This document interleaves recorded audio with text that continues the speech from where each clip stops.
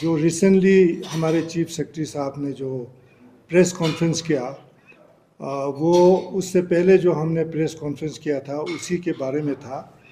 और chief secretary साहब ने कुछ ऐसा इम्प्रेशन दिया कि हम लोगों को गुमराह करने के लिए, अफवाह फैलाने के लिए ये सारा चीज़ें हम बोल रहे हैं, लेकिन बिल्कुल वो हकीकत नहीं है। हम लद्दाख के लोगों को आगाह करना चाहते थे कि क्या हो रहा है।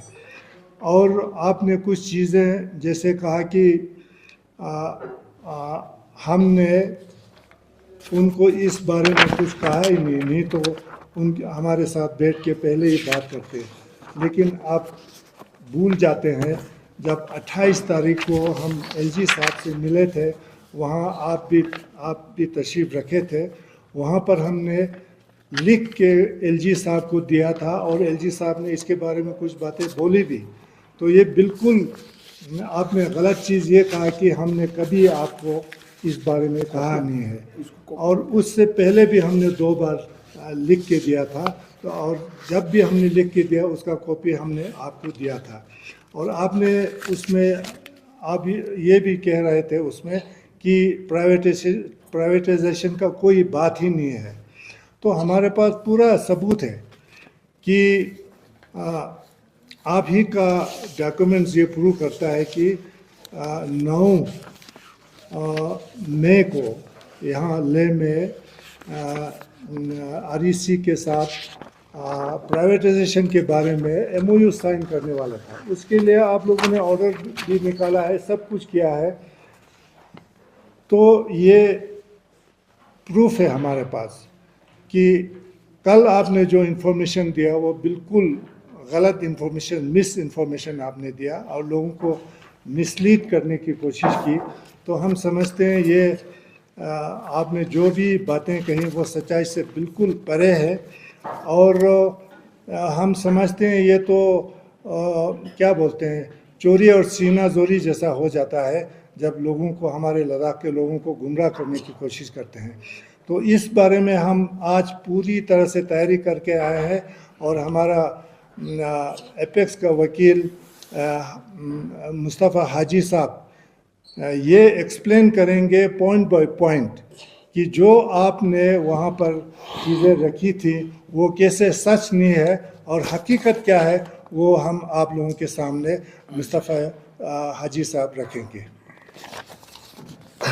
जिस तरह से हमारे चीनी साहब ने कहा कि हमने एलजी साहब की प्रेस कॉन्फ्रेंस का हवाला देते हुए कि उन्होंने कल कहा कि जो हमारे सीनियर 2 ग्रुप्स हैं, एपेक्स और केडी की तरफ इशारा करते हुए कहा कि इन्होंने मिस इन्फॉर्मेशन फैलाने की कोशिश की, लद्दाख में आवाम को गुमराह करने की कोशिश की। और साथ में ये भी कहा ये महारथी जो हैं इनको शायद अंडरस्टैंडिंग चीज़ों की नहीं है। ये बड़ा ही अनफॉर्चुनेट है। ये बड़ा जो लैंग्वेज जो यूज़ उन्होंने किया वो बड़ा अनफॉर्चुनेट है। तो इसलिए हम, जिस तरह से सिंह साहब ने कहा कि हमने पहले भी इसको रेड फ्लैग किया था, we flagged it already, but हमें मजबूर किया उनकी प्रेस कॉन्फ्रेंस ने कि इसको हम सबूत के साथ आपको प्रूव करें लद्दाख की आवाम को कि किस तरह से लद्दाख का जो वाहिद एक हमारा इदारा हो सकता है, जो पावर सेक्टर है हमारा, उसको किस तरह से प्राइवेटाइजेशन करने की फुल कोशिश की जा रही है। और कोशिश में ऑलमोस्ट 90% में ये कर चुके हैं, प्रोग्राम इसका ऑलमोस्ट कर चुके हैं। जिस तरह से सिंह साहब ने कहा, कल हमारे चीफ सेक्रेटरी साहब ने कहा कि मुझे इस बात की कोई इल्म नहीं है कि हमारा कोई एमओयू साइन हुआ है, मुझे इस बात की कोई इल्म नहीं है कि मुझे यहाँ पे कोई जेवी जॉइंट वेंचर की बात हो रही होगी पीडीडी और आरईसी पीडीसीएल की। तो ये प्रूफ है, इसमें आप देखिए ये इसका प्रोग्राम है जो आरईसी की तरफ से। हम आप जितने भी डॉक्यूमेंट्स हमारे पास, हम पब्लिक डोमेन में इसको रखना चाहते हैं, आपके माध्यम से हम इसको शेयर करना चाहते हैं, सो दैट पब्लिक कैन जज इटसेल्फ कि इसमें किस तरह के इसको डिसाइड किया गया। कि आप इस तरह से देखिए ये जो शेड्यूल है इसमें 7 से लेकर 10 तारीख तक का प्रोग्राम है, जिसमें 9 तारीख को specifically it says privatisation of PDD presentation by REC PDCL. This is the presentation program they were going to give. तो इसलिए से जाहिर होता है। और सिमिलरली उन्होंने कहा कि मुझे कोई एमओयू का कोई इल्म मेरे पास नहीं है, मुझे कोई जानकारी नहीं है, इसके हम जो भी डॉक्यूमेंट आपको देंगे आपके साथ शेयर करेंगे। इन्होंने कहा कि मुझे कोई भी एमओयू के बारे में पता नहीं है। बोलते अगर पता होता, इन्होंने कहा कि ये तो ऐसी बात होगी कि लोगों की यहाँ शादी नहीं हुई 2 लोगों की, ये बोल रहे कि बच्चे को स्कूल डालने वाली बात है। तो ये देखिए इनका मिनट मीटिंग का नोटिस निकलता है ये 21 अप्रैल 2026 को, जिसमें मीटिंग रखा जाता है। I'll just read it for the public. It says, the undersigned is directed to convey that Sri P.T. Rudra God, IS Administrative Secretary UT Ladakh, has desired to chair a meeting to discuss on the draft memorandum of understanding between Administration of Union Territory of Ladakh and REC Power Development Corporation Limited on 22/4/2026 as at 11 AM Wednesday in his office chamber। इसमें इस MOU का जिक्र है और कहते हैं कि जबकि इनके ऑफिस से इतने सारे ऑफिशियल्स पे बुला रहे हैं, इतने सारे एमडीज, बाय द वे जिस मीटिंग में ये आने वाले थे उसमें हमारे इसके REC लिमिटेड के एमडी साहब आने वाले थे। इसका एक लेटर है जिसमें कहते हैं जो ये लद्दाख में आएंगे उनके लिए अरेंजमेंट VVIP के अरेंजमेंट इनके लिए किया जाएगा। हमारे कुशोक बाकुला रिम्पोचे एयरपोर्ट पे इनकी तैयारी की जाएगी। 9 लाख का सिर्फ खर्चा हेलीकॉप्टर पे होगा ताकि वो रेकी कर सके जगह पर जाकर। ये प्रूफ है हमारे पास कि इस पे इतना खर्चा था, क्योंकि हमारे लोगों ने शोर किया, इस प्रोग्राम को इनको कैंसिल करना पड़ा। एंड सेकेंडली जो सबसे इंपॉर्टेंट है, जो MOU, जो हमारे MOU जिसके बारे में बात करता है, आई रीड आउट किस चीज़ के बारे में बात करते हैं। ये बोलते हैं हमारा जॉइंट वेंचर है, यहाँ पे हमारे जो PDD है वो डूबी हुई है, इसको हम रिवाइव करना चाहते हैं, आपको इन्वेस्टमेंट लाना चाहते हैं। हम इन डॉक्यूमेंट के जरिए आपसे प्रूव करके देंगे कि किस तरह से इसको पूरा कंप्लीटली प्राइवेटाइज करने की कोशिश की जा रही है। आप पढ़िए, पहला स्टैट्यूट ही बोलता है, I read out, it says this is a draft memorandum of understanding, जिसमें हमारे चीफ सेक्रेटरी के लिए यहाँ साइन करने के लिए जगह रखी गई है और यहाँ चेयरमैन है REC PDCL की, जिसको इसको फाइनलाइज करना था। आप इसका कंटेक्स्ट पढ़िए, इसका कंटेंट पढ़िए, kindly read. It says in persons of the same, I read the जो रेलेवेंट हमारे लिए है, इन पर्सन्स ऑफ द सेम, ये ड्राफ्ट मेमोरेंडम में पढ़ रहा हूँ जो इनके बारे में, ज्वाइंट वेंचर के बारे में जो ड्राफ्ट वेंचर है।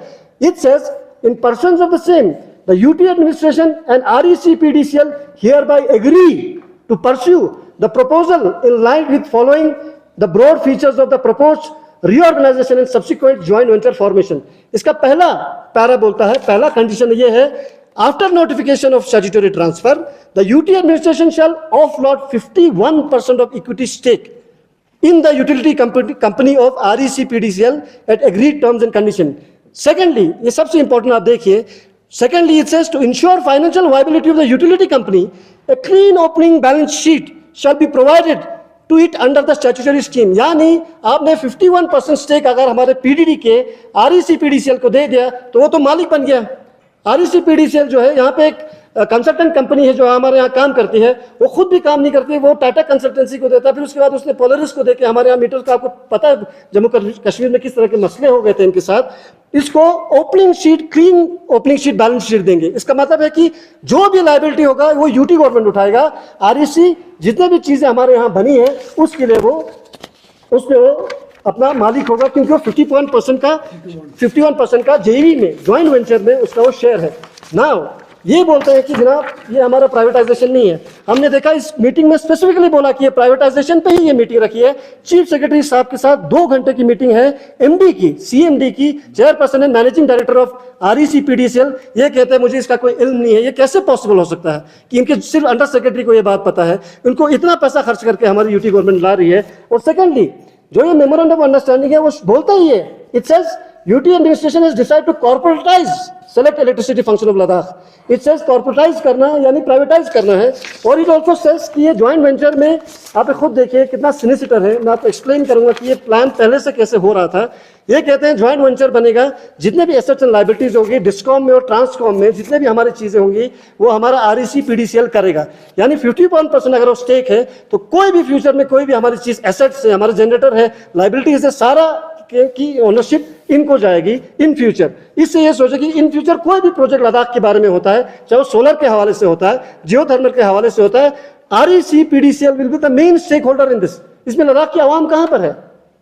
सिमिलरली जैसे सिंह साहब ने कहा, ये भी हम आपके साथ शेयर करेंगे, MOU है इनका, जिसमें सिर्फ हमारे chief secretary, honourable chief secretary के साइन दस्तखत होने की देरी है।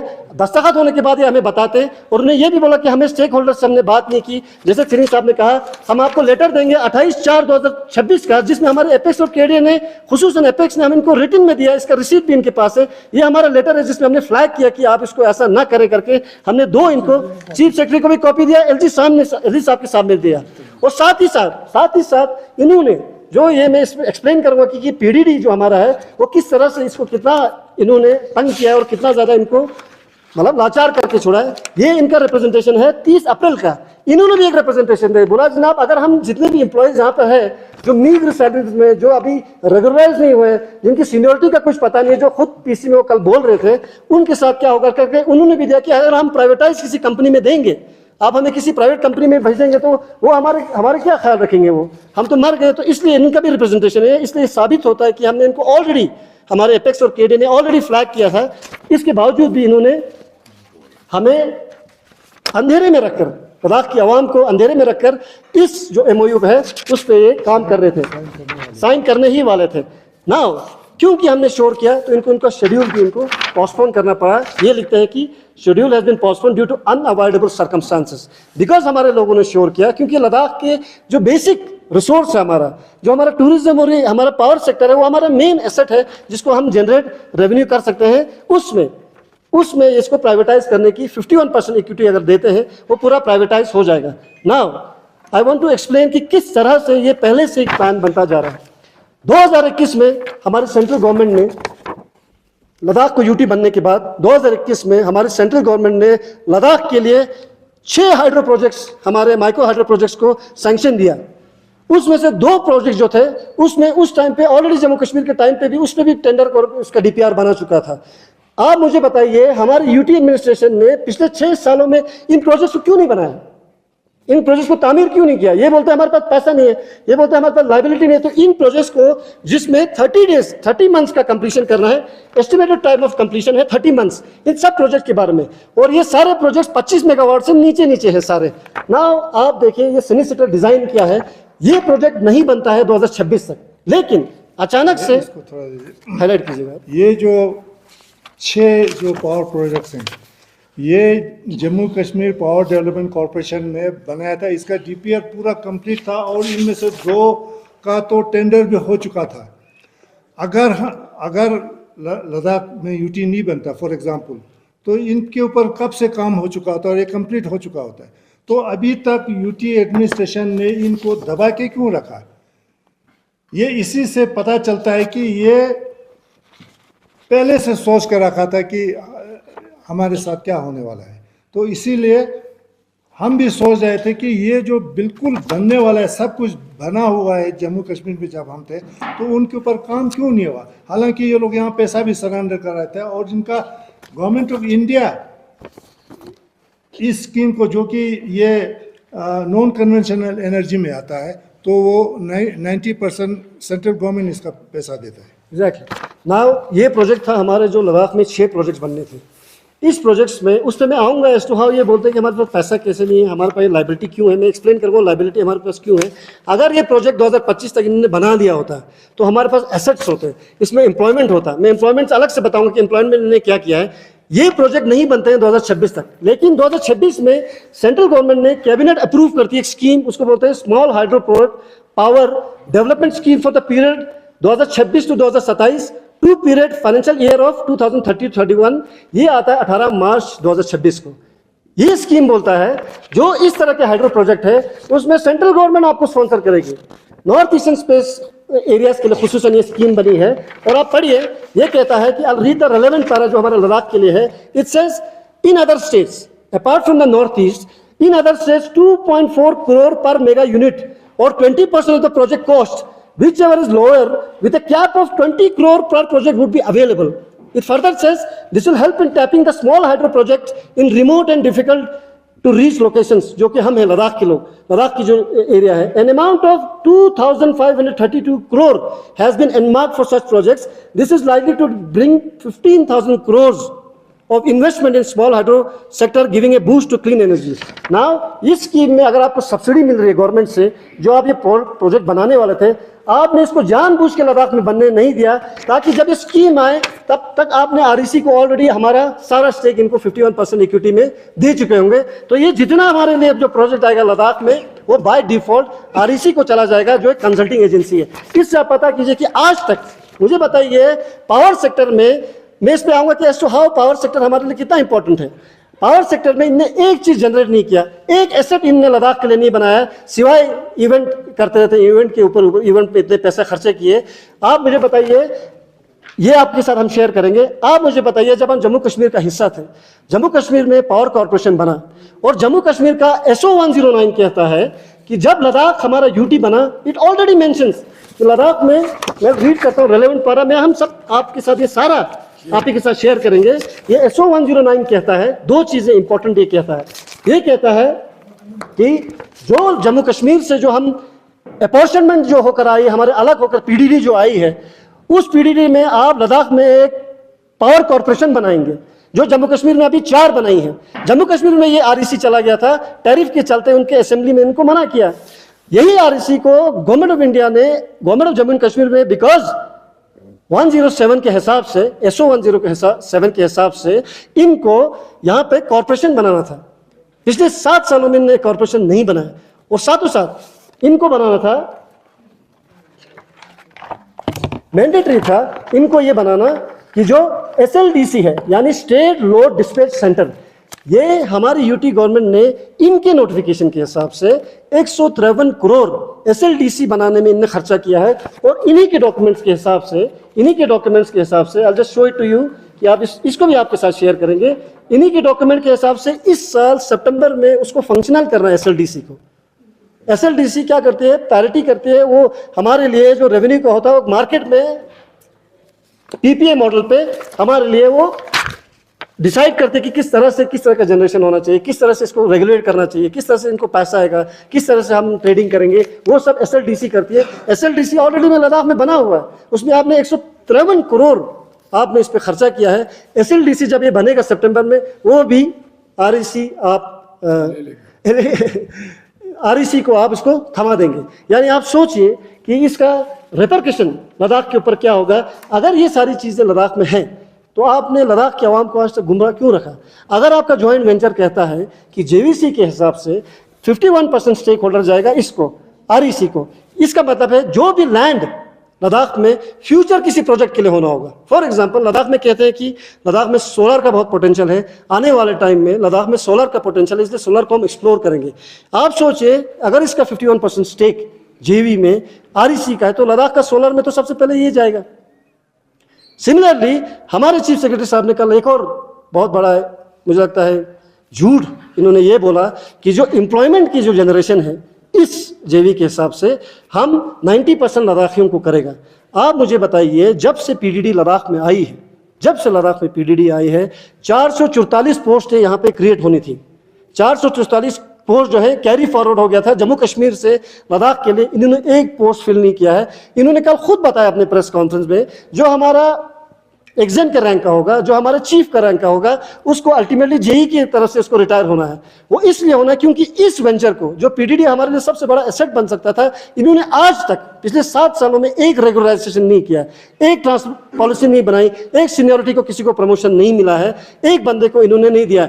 और अगर आप मुझे बताइए, कल को अगर आपने JV में इसको 51% स्टेक अगर REC को दे दिया, उसमें मुझे बताइए इनको कहां से रिक्रूटमेंट मिलेगा इसको? आपको पता है यहाँ पे NSPC काम करती है हमारे लद्दाख में, NSPC सेंट्रलाइज्ड एक उस वे में इसको रिक्रूटमेंट करती है। हमारे लद्दाख का एक बंदा बताइए जो पे रोल पे NSPC में होगा। NSPC में जो हमारा रिजर्वेशन पॉलिसी है, NSPC में जो हमारा LRC है, वो एप्लीकेबल नहीं है। सिमिलरली पावर ग्रिड में भी हमारा LRC एप्लीकेबल नहीं है, सिमिलरली BSNL भी एप्लीकेबल नहीं है। तो ये जो JV होगा, जिसका मालिक ये है, ये हमारे एम्प्लॉयज को कल कहाँ पे एम्प्लॉय करेगा? यानी कि ये जो बेचारे एम्प्लॉयज है वो तो मर गए सीधे।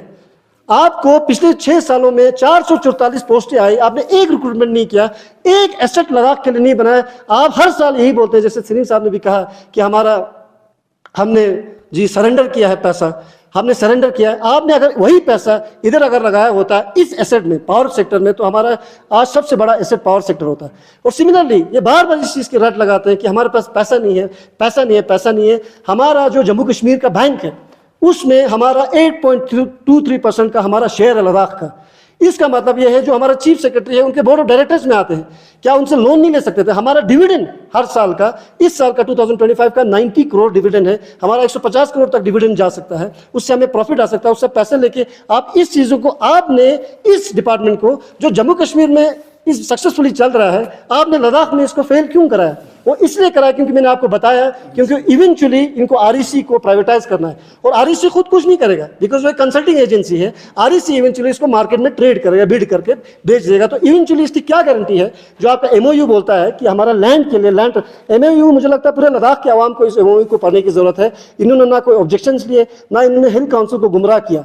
आपको ये बात भी पता है, जब हम हिल काउंसिल हमारा था, हिल काउंसिल में क्रेडा और लरेडा के थ्रू ये लोग छोटे छोटे प्रोजेक्ट बनाते थे। हमारे पास 9 छोटे प्रोजेक्ट्स हैं, हमारे पास 2 बड़े प्रोजेक्ट्स हैं। एक छुतु प्रोजेक्ट है जो 45-44 मेगावाट का है, एक हमारा न्यूमा बसगो वाला 45 मेगावाट का है, और जाके बाकी जो छोटे छोटे जो प्रोजेक्ट्स हैं उनको मिला के 14 मेगावाट का हमारे पास ऑलरेडी पोटेंशियल है। तो उन लोगों को मिलाकर इन 5-6 प्रोजेक्ट को अगर आपने अभी तक बनाया होता तो लद्दाख का सबसे बड़ा एसेट ये आज हमारे लिए बनता है। इसलिए हम चाहते हैं लद्दाख की आवाम को ये गुमराह करें, ऑलरेडी ये प्राइवेटाइजेशन के लास्ट एंड पे पहुंचे कि इसको सिर्फ एनजी साहब का साइन चाहिए। अगर ये साइन हो गया होता तो कौन जिम्मेदार होता? लद्दाख को प्राइवेटाइज किया है।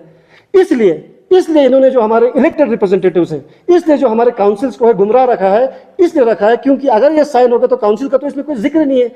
आपने किसी स्टेक होल्डर को, हमारे बोलने के बावजूद भी आपने किसी स्टेक होल्डर को आपने कभी भी नहीं पूछा कि इसमें क्या होगा। तो आप फिर इसके बाद ये कहते हैं, आपने देखा होगा कल इन्होंने कहा जनाब ये तो पूरे इंडिया में हो रहा है प्राइवेटाइजेशन। इलेक्ट्रिसिटी एक्ट के हिसाब से 2003 के हिसाब से सेक्शन 131 के हिसाब से बोलते हैं कि ये जो प्राइवेटाइजेशन है वो मैंडेटरी है। Section 131 does not talk about privatisation, it talks about restructuring. और as per the electricity act of 2003 joint venture करना किसी कंपनी के साथ, उसका पूरा स्टेक उसमें भेजना इलीगल है। एक आप मुझे बताइए कहाँ का ये लॉजिक है कि आप हमारा मेजॉरिटी स्टेक जो लद्दाख का जिसमें सबसे ज्यादा कमाई हो सकती है, जिसमें सबसे ज्यादा हमारे लोगों को एम्प्लॉयमेंट जनरेशन हो सकता है। आप सोचिए 5-6 प्रोजेक्ट अगर ये बन चुके होते, अगर इनने वो 444 पोस्टें भरी होती, अगर इनने इंजीनियर की पोस्टें, जम्मू कश्मीर ने बाय द वे पिछले साल ही जूनियर इंजीनियर्स को सबको रिक्रूट किया पीडीडी में। लद्दाख में अभी तक एक जॉब इन्होंने इसमें रिक्रूट नहीं किया 2016 से। और ये कहते हैं कि जो हमारा, किसी ने कल उनको सवाल पूछा तो इन्होंने कहा कि हमारे ठेकेदारों का क्या होगा। आप में से किसी ने सवाल पूछा, उन्होंने बोला आपके ठेकेदारों को, लोकल्स को आपको प्रेफरेंस मिलेगा। आप मुझे बताइए, जब वो ज्वाइंट वेंचर का मालिक है 51% लेके जो बैठा हुआ है, इनका ईपीसी होता है, ईपीसी के हिसाब से खुद के बड़े बड़े ठेकेदार होते हैं। आपने लद्दाख में आज के दौर में हमारे छोटे जितने भी कॉन्ट्रैक्टर्स हैं उनको 20 करोड़ के लिए आप ज्वाइंट वेंचर नहीं बनाने देते हैं, आप उनको 30 करोड़ के लिए ज्वाइंट वेंचर नहीं बनाने देते हैं। आपने पूरे लद्दाख का जो सबसे बड़ा एसेट है उसमें किसी प्राइवेट एंटिटी के साथ, इसमें गवर्नमेंट पीओसी के साथ कैसे एंटिटी आपने बनाया? ये हमारा सवाल है। हमारा ये सवाल है कि आपने इतना बड़ा जो प्रोजेक्ट हमारा है लद्दाख का, जो लद्दाख का सबसे बड़ा एसेट हो सकता है टूरिज्म के साथ, उसमें आपने ज्वाइंट वेंचर बना के सारा समाधि तैयार करके उनके लिए आपने देने के लिए कोशिश की, और आपने ये बोला कि जो लोग इसके बारे में बात करें, हम पब्लिक को अवेयर करना चाहते हैं। आपने बोला ये महारथी लोग हैं, वो फेक न्यूज़ फैलाते हैं। ये कहाँ का? आप मुझे बताएं, आप इनसे पूछिए कि ये जो आरईसी है, आरईसी कैसे लद्दाख को ये बोलता है कि हम 10 यूनिट पे हम बेचते हैं। कोई भी कंपनी, कोई भी आरईसी, कोई भी कंसल्टिंग एजेंसी, आप मुझे बताइए, आप ये बोलते हैं हमारी लाइबिलिटी में है इस वक्त पावर सेक्टर, कोई भी ज्वाइंट वेंचर हमारे लाइबिलिटी सेक्टर में क्यों घुसेगा उसको प्रॉफिट नहीं है?